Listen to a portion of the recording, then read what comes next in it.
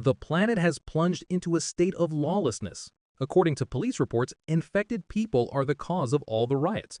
Even 2 months later, the epidemic situation has not been brought under control. The infection has spread to all regions of the world. Eventually, government agencies decided that it was necessary to destroy the infected. One family gathers their things in a hurry, but right on leaving the house, they are attacked by a living dead man. Fortunately, a police officer named Cassius responds to their screams and rescues Abigail. 10 years have passed. The urban landscapes were covered with dense vegetation, and Abigail herself had grown significantly.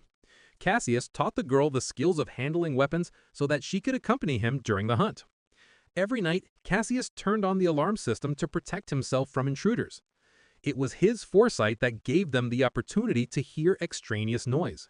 It turned out to be a fast infected. They usually don't move alone, which indicated that a horde of at least 30 creatures was approaching. It was necessary to leave this place immediately. At dawn the next day, the couple heard the sound of a gunshot. Arriving at the place where the noise was coming from, they saw a car. The robbers were robbing some travelers, completely oblivious to how an infected person was sneaking up on them from behind. Our heroes eliminate the threat and approach the car for inspection. The walkie-talkie suddenly started working. A voice from the device asked about their location. Cassius realized that the situation was becoming increasingly tense. It was necessary to immediately take all the valuables and leave. However, the moment was lost. The looters have already arrived.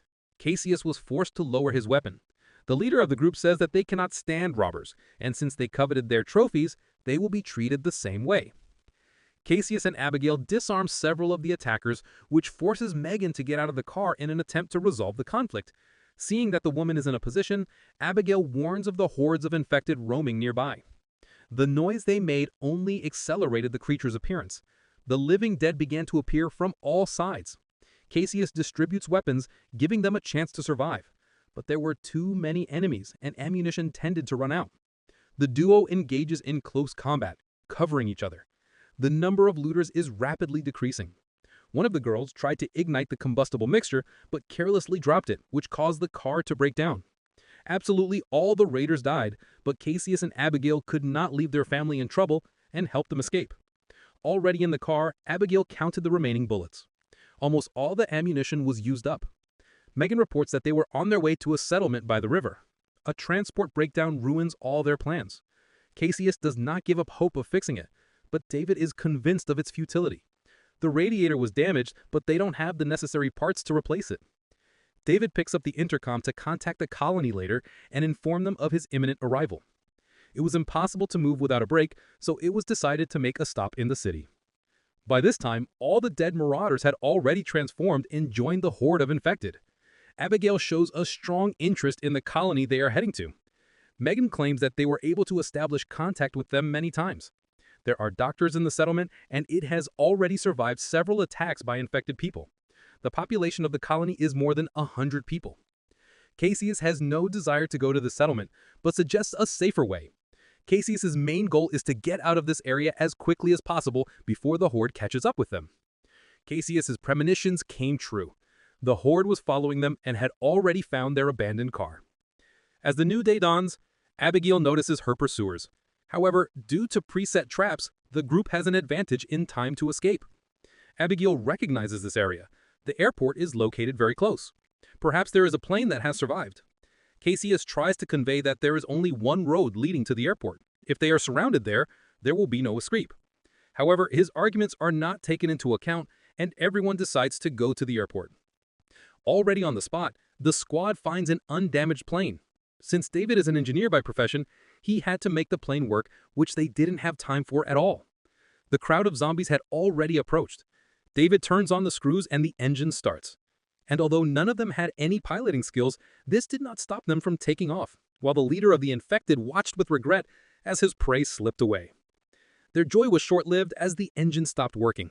But even so, none of them died, escaping with only minor bruises. Cassius suggests a new course of action. If they follow it, they will reach the colony in 2 days. David, like the last coward, keeps quiet about the fact that he was bitten. He doesn't even have the strength to pull the trigger.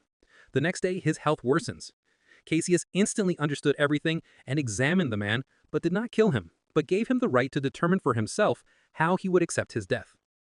In the dead of night, the group finds a house hung with cameras and lighting devices. There's a man living inside. He allows them to enter, but on one condition.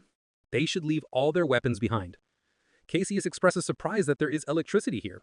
The man explains that it is required for his research, and then he offers them food. Cassius signals to Abigail not to eat anything. However, when they were offered soft drinks, no one could refuse such a treat. The man begins to talk about the nature of the end of the world. He is sure that it is just a new stage of evolutionary process in which only the fittest will survive. As for the medicine, it doesn't exist. As soon as the virus enters the body, everything is resolved. When the trio lost consciousness, David was still sane. In such a case, the owner of the house had a glove of his own design, allowing him to control the infected. Everyone came to their senses in the laboratory. The man is very interested in what David can do against an ordinary infected person. To save his wife, he literally breaks the chains and throws the zombies away. But so that he doesn't free the others, he uses his device on him. He still overcomes the pain and frees his companions. They lock the door to the basement and steal a car. No sooner had they entered the forest than they came across a horde. Their leader was not so simple and dodged the car. The group hoped to break away from them, but a fallen tree blocked their path. David begs the squad to escape. He intends to detain the monsters, but they no longer pay attention to him. He has to attack them himself. He even manages to destroy several infected ones until the leader collapses his cervical vertebrae. Somehow, the trio still manages to reach the settlement. The local guards see the horde and eliminate several monsters. The leader realizes that further pursuit is too dangerous and stops his horde. The head of the colony, George, welcomes the survivors. They thought that apart from the mad scientist, there was no one else in the neighborhood, and they were allowed to join their community. Additional hands are always useful. The local guys had already started to look at Abigail, which is why Cassius begins to think about leaving. Being here is too risky. They have no idea what kind of people they are. The local doctor helped Megan with childbirth, but her condition deteriorated dramatically. She realizes that she cannot survive and asks Cassius to take care of the child. He gives his word to protect him. Abigail has lived most of her life in the forest, far from civilization, so she follows life in the settlement with interest. Besides, there was a party planned for the evening. During a break between dancing, Abigail went into the hold and noticed the remote control there. She was about to press the button, but the guy stopped her. If he hadn't made it, the entire settlement would have blown up. It was a precautionary measure in case the zombie settlement was overrun. The scientist wasted no time and took control of the entire horde. He ordered them to swim underwater and invisibly attack the guards.